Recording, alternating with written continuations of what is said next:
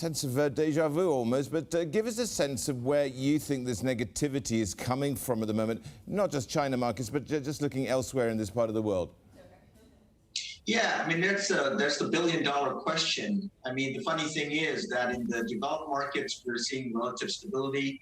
You know, U.S. markets, tracking at higher levels. And what we're seeing in emerging markets, including our home region, Asia, is net capital outflows from both bonds and equities. And I think what's going on is there's a mispricing in the developed world in terms of a more hawkish Fed, which is what our core view is. And in emerging markets, we're already starting to price that in. And the dollar certainly is pricing in a more hawkish Fed as we traverse to the second half of this year.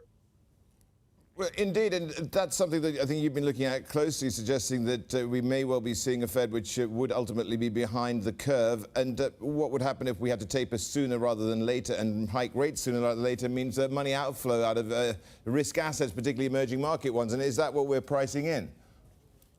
Yeah, I think EM is ahead of DM right now in terms of pricing in the RHB to blow our trumpet view on the Fed, where we think that, global, in terms of U.S. fixed income, it's completely priced out, even a taper announcement of sorts and timing of taper announcement in August. I think it's priced out.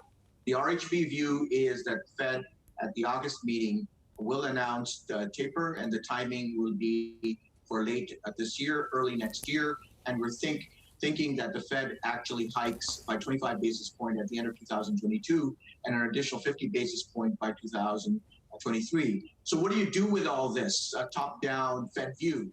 It means that given that, as I mentioned, there's some mispricing in the market, particularly in U.S. equities and fixed income, the idea is we kind of stand back a bit, asset allocation, play safe, move towards more alternative asset classes, as well as cash would be the key indication. And our core view, which we've had for some time, is to remain more constructive on DM relative to emerging markets. Emerging markets will probably suffer more pain. And Sailesh, you're remaining bullish on the dollar, which you've been holding that view since December. Where are you seeing the most strong conviction trades in the currency markets? What are you avoiding? Yeah, so, you know, we've had the view since December, as you kindly gave us credit for that. And we're maintaining that second half of the year. The DXY index, the proxy for the big dollar, we're looking at average of 91.92 with the balance of risk tilted to the upside. And for 2022, we're looking at 92 to 93 average with the balance of risk tilted to the upside as well. So how do we express that view? Our currency strategists are essentially long dollar Singapore, short Aussie US, and basically a long dollar China. That's in the foreign exchange space. And with currency depreciation also likely to continue in our home base in Malaysia, currency depreciation here affects exports quite a bit, probably one of the highest correlations of depreciating currency to impact exports. And that exports feed through gives us a conviction that the consumer benefiting from higher income, more favorable labor market condition in Malaysia, play the consumer thematic recovery theme in terms of financial assets linked to the Malaysian consumer. That's how we're going to play it. How concerned are you about the dislocation in what we're seeing with developed and developing nations with the vaccination rollouts and how that can derail the overall recovery? Yeah, I mean, again, that's the trillion-dollar question, not billion-dollar question. And the idea here is that, we would be in complete denial if we didn't say that this pandemic issue, maybe not the strength that we're seeing currently, is going to be with us for some time, right? That's the bad news.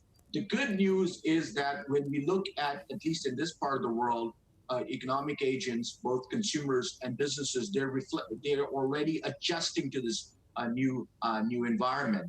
So in Asia, we have basically on average, lower GDP growth forecast for this year, the recovery is going to be in a modest recovery path, whereas in the developed world, we're a lot more bullish, where growth is going to be fairly strong. We're upgrading in the U.S., and we're looking at now basically around 6% growth this year and potentially around 4% trend growth next year in the U.S.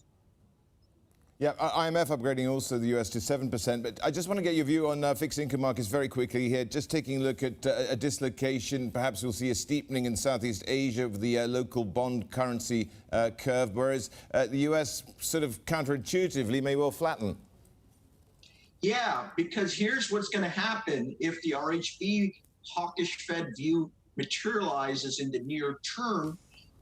We will at the onset, with the taper announcement, get the momentum of U.S. 10-year yields picking up again in the second half of the year. We've been fairly wrong so far in terms of thinking that we would have been around, 1.9% by now. That hasn't happened, but we're sticking to our guns. For the year end, for the fourth quarter, we're looking at average of 1.8 to 2%.